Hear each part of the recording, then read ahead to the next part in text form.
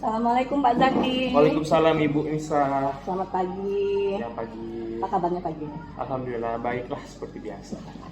Ya, gini Pak Zaki, nanti saya mau izin sama Pak Zaki terkait proses pembelajaran di kelas. Ya. Saya mau izin untuk ikut mengamati proses pembelajaran yang Pak Zaki laksanakan. Bisa nggak? Oh ya, boleh Bu, boleh. Bisa. Boleh ya. Iya. Nah, kira-kira di hari apa nanti kita bisa melaksanakannya? Untuk hari terdekat ini mungkin hari Selasa ya. Hari Selasa itu jam ke-5 ke-6 saya ada kelas di 9F. Ya, materinya itu teks diskusi. Oh, oke. Jadi materinya itu tentang teks diskusi ya Pak, Iya. Pak Zaki ya. Pembelajarannya sudah berlangsung berapa kali pertemuan untuk materi itu Pak Zaki? Untuk teks diskusi ini kebetulan kita sudah pertemuan keempat ya. Pertemuan terakhir menyajikan teks diskusi. Jadi anak-anak itu sebelum pertemuan yang keempat ini sudah saya berikan materinya, bahan ajar dan juga teksnya. Jadi sudah dibagi kelompok antara pro dan kontra terhadap suatu tema yang akan didiskusikan nantinya. Oke, jadi artinya anak-anak sudah punya bekal awal ya untuk menghadapi Ya. materi ini ya Pak Zaki. Kalau boleh tahu nanti tujuan pembelajaran di pertemuan hari itu apa Pak Zaki? Tujuan pembelajaran itu menyajikan hasil diskusi. Jadi seperti saya katakan tadi kan diskusi ini ada kelompok pro dan kontra. Kemudian kelompok pro dan kontra itu mendapat satu teks yang sama. Jadi saya buat ada 6 kelompok dengan 3 teks gitu kan. Satu kelompok itu ada pro ada kontra. Jadi sebelum menyajikan hasil diskusi mereka sudah saya berikan waktu dan juga pertemuan ketiga sebelum pertemuan ini untuk mereka berdiskusi sesama kelompoknya dulu. Jadi nanti ketika di pertemuan 4 sudah siap untuk masing-masing kelompok menyajikan sudut pandang pro dan sudut pandang kontra dari diskusi mereka yang sudah dilakukan pertemuan sebelumnya. Mantap sekali Pak Zaki Iya. ya. Artinya secara garis besar Bapak sudah merencanakan proses pembelajaran itu. Iya. Kalau saya boleh tahu dari segi pembukaan, isi penutupnya, kira-kira apakah perencanaan Bapak itu sudah tertuang di RPP-nya? Ya, saya melakukan tahapan pembelajaran itu sesuai RPP. Ada pembuka, ada persepsi, baru masuk ke materi, kemudian ada penutupan yang kita juga memberikan umpan balik gitu kan dari pembelajaran hari itu. Baik, kalau boleh tahu apa nanti kan saya mengamati nih Bapak ya. Apakah ketika saya mengamati itu ada area pengembangan yang perlu saya lihat dari yang Bapak laksanakan? Untuk area pengembangan mungkin saya bisa rekomendasikan Ibu untuk melihat perkembangan dari diskusi kelompok yang terjadi. Jadi anak-anak itu kan sengaja saya petakan anak-anak yang pintar ranking 1 sampai ranking 5 lah kurang lebih gitu kan saya sebar jadi kemampuannya itu merata tidak menumpuk. Kalau kita biarkan mereka kelompok dengan teman yang memang mereka sukai, kadang-kadang yang pintar nggak mau sekelompok sama yang teman-temannya yang dianggap kurang gitu kan. Jadi saya sebar, saya campur semua sehingga nanti Ibu bisa lihat perkembangannya apakah anak yang dianggap sama temannya itu kurang aktif ketika dicampur sama anak aktif, jadi dia mau nggak mau harus mengimbangi temannya. Mungkin bisa dilihat itu nantinya.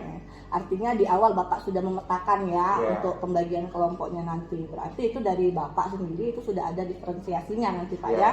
Oke, kalau saya boleh tahu lagi nih Pak, perangkat yang Bapak persiapkan apa saja nanti untuk proses pembelajaran? Kalau proses pembelajaran di hari itu ya LKPD masih digunakan, tapi sebelum pembelajaran itu saya sudah kasih bahan ajar sama ada pertemuan yang menggunakan slide dari PowerPoint untuk penjelasan materi karena anak-anak itu kan lebih tertarik untuk melihat ataupun menonton daripada ketika saya menuliskan di papan tulis, jadi mereka lebih antusias kalau ditayangkan melalui PowerPoint dari Infocus gitu.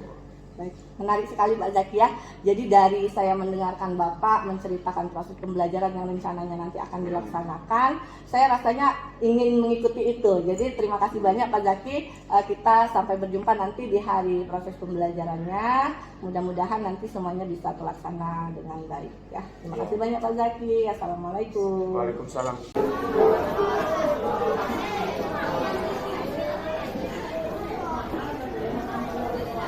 Assalamualaikum warahmatullahi wabarakatuh. Waalaikumsalam warahmatullahi wabarakatuh. Ya, seperti yang telah disampaikan pada pertemuan sebelumnya ya, kita telah memasuki KD 4.10 yang artinya itu adalah menyajikan teks diskusi. Nah, sebelumnya kita sudah belajar bagaimana membuat teks diskusi, apa itu teks diskusi, dan apa saja komponen-komponen atau struktur dan unsur yang ada di dalamnya. Nah, telah Bapak bagikan LKPD dan juga tema masing-masing kelompok sesuai dengan grup pro dan grup kontra ya, yang akan mengadu argumennya, yang akan sama-sama mempertahankan pendapatnya berdasarkan fakta dan data yang telah kalian kumpulkan. Nah, kemarin telah Bapak berikan teks yang ada di LKPD-nya untuk kalian kembangkan ataupun kalian ambil argumen-argumen yang sesuai dengan kebutuhan kelompok pro ataupun kelompok kontra. Sudah dibuat argumennya? Ada yang belum selesai?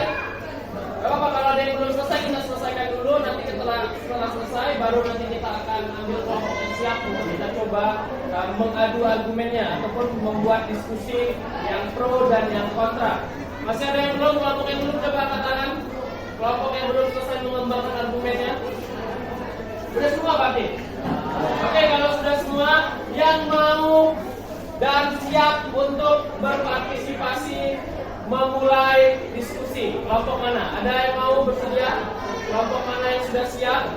Boleh dibawa, nanti aja disalinnya ya. Bawa aja yang bagian-bagian ataupun coretan-coretan yang memang belum disalin, tetapi bisa digunakan untuk berdiskusi. Ya, kelompok Afif lawannya siapa kemarin? Siapa? Kelompok ini ya, udah. Kelompok ini?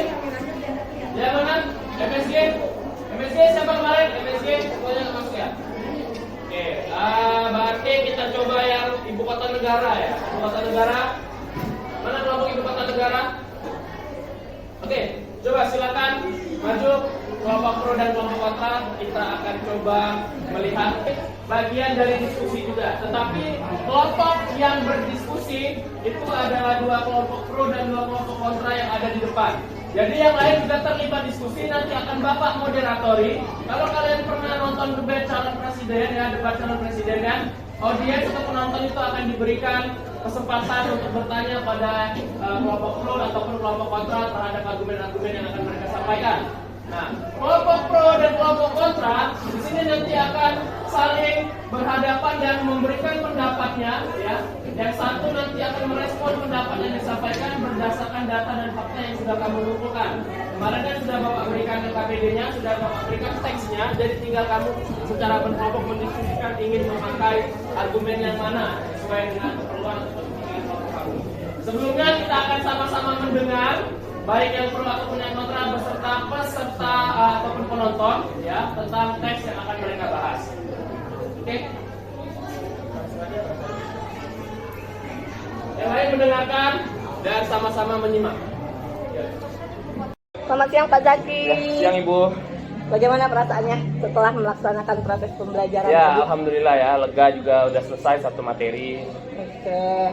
Jadi tadi setelah saya mengamati dari proses pembelajaran yang Bapak laksanakan, alhamdulillah semuanya sudah sesuai dengan rencana pelaksanaan pembelajarannya atau RPP yang Bapak persiapkan. Sekarang saya tanya dulu nih, dari Bapak, apakah menurut Bapak tujuan pembelajarannya sudah tercapai? Ya, secara umum tujuan pembelajaran sudah tercapai. Anak-anak mampu menyajikan hasil diskusi mereka dengan sangat baik gitu kan, dan juga terjadi diskusi yang hidup di beberapa kelompok, namun ada juga kelompok yang masih ya dalam proses berkembang ya. Jadi terlihat ada perubahan dari yang sebelumnya itu ada anak yang cenderung diam, tapi ketika ada perdebatan dia menjadi merasa terstimulus untuk ikut berdebat gitu kan, mengemukakan pendapatnya. Betul Bapak ya. Jadi ini kembali lagi ke kaitan kita pada Ya. saat kita praobservasi kemarin Bapak ya. Jadi di area pengembangan yang Bapak harapkan itu adalah di bagian diskusinya Bapak ya, di mana Bapak sudah memetakan peserta didiknya. Kemudian harapan Bapak memang anak-anak yang lebih aktif dia akan menularkan hal itu kepada teman-teman yang kurang aktif. Jadi menurut Bapak itu sudah cukup berkembang Pak ya. Oke, sekarang menurut Bapak apakah setelah melaksanakan proses pembelajaran ini ada kemajuan apa yang Bapak rasakan baik dari diri Bapak maupun dari peserta didiknya? Ya, untuk kemajuan sih yang sangat terlihat itu ada dari siswa ya, dari peserta didik, yang mana sebelumnya itu ada seorang anak yang memang cenderung diam di kelas, tapi ketika terjadi perdebatan pro dan kontra, dan kebetulan dia ada di pihak pro gitu kan, pihak yang setuju terhadap teks yang saya bagikan gitu kan. Jadi dia itu seperti merasa harus mempertahankan sendiri apa yang ia yakini gitu kan. Jadi saya rasa terlihat perkembangannya sebelumnya. Soalnya anak ini cenderung pendiam dan tidak banyak bersuara gitu di kelas. Baik. Jadi menurut Bapak dari apa yang sudah Bapak laksanakan dan proses pemetaan itu ada kemajuannya Bapak ya. Iya. Jadi dari anak-anaknya juga yang kurang aktif menjadi lebih aktif, kemudian juga anak-anaknya menjadi lebih bersemangat dalam proses pembelajaran. Nah, jadi saya lihat juga Bapak selama proses pengamatan gitu Pak ya, karena saya di sini perannya sebagai pengamat bahwa proses pembelajaran Bapak itu sudah ada KSE-nya, begitu di awal Bapak sudah membuat anak-anak, mengajak anak-anak untuk berdoa bersama, kemudian Bapak juga sudah menanyakan perasaan anak-anak seperti apa proses pembelajarannya, bagaimana perasaan kalian, kemudian pada saat proses pembelajarannya, bagaimana perasaan kalian, kemudian pada saat proses pembelajaran juga sudah berjalan dengan baik. Oke, sekarang bagaimana menurut Bapak patokan bahwa tujuan pembelajaran ini sudah tercapai itu bisa terlihat dari mana? Patokan tujuan pembelajaran itu tercapai bisa kita lihat dari beragamnya pendapat yang disajikan oleh siswa. Karena walaupun ada 6 kelompok pro dan kontra gitu kan, saya hanya menyajikan 3 teks gitu. Jadi otomatis ketika saya berikan teks yang menjadikan pembahasan untuk didiskusikan, mereka tetap mencari referensi di luar teks yang saya berikan, namun tidak keluar dari tema yang saya berikan. Sebagai contoh, di teks yang salah satu teksnya itu tentang perpindahan ibu kota negara. Teks yang saya berikan itu saya unduh dari halaman Sekretariat Presiden kalau nggak salah. Jadi lebih banyak pro-nya gitu kan, otomatis. Sehingga kelompok yang kontra ini harus mencari sumber lain untuk menjadikan dasar dia berpendapat atau berargumen untuk mengimbangi kelompok yang pro yang tadi sudah diuntungkan dengan teks yang saya ambil sumbernya dari website pemerintah gitu kan. Nah, itu sih yang saya lihat perkembangan yang memang inisiatif yang terjadi untuk mencari sumber lain untuk dijadikan dasar sebagai mereka berpendapat. Baik, menarik sekali Bapak. Jadi tujuan pembelajaran ini tercapai terlihat dari kemandirian anak-anaknya juga ya. Anak-anaknya itu sudah mandiri ketika sebelum melaksanakan proses diskusi, mereka juga sudah mencari sendiri bahan-bahannya untuk mereka berdiskusi agar pro dan kontranya itu punya pegangan yang kuat begitu Bapak ya. Baik, jadi terima kasih banyak Pak Zaki ya. Jadi saya rasa untuk hari ini dari proses mulai dari pasca, dari observasi sampai ke mulai dari observasi kemudian ke pasca observasinya saya rasa sudah cukup. Terima kasih banyak Bapak, mudah-mudahan nanti kita bisa berjumpa lagi lah di ruang observasi yang lain ya.